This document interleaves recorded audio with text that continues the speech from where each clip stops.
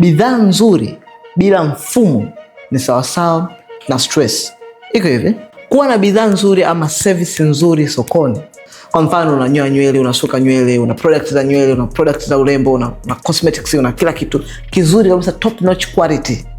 Bila kuwa na mfumo utakao kuletea watu watakao kuja kuzichukua hizo huduma ama service, ni sawasawa kujiwekea fuko la stress kichwani.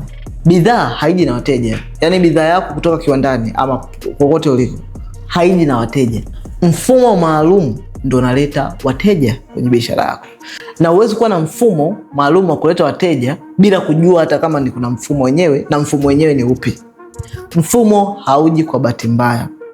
Lazima ujifunze mfumo maalum utakaoweza kuwaleta wateja kwenye biashara yako ni upi, ambao utagarantii wewe kupata matokeo ambayo unayataka.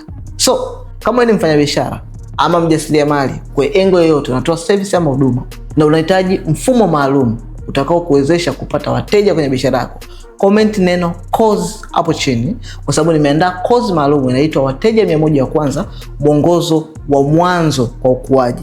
Hii itakugarantii kupata wateja 100 immediately baada ya kuanza biashara yako.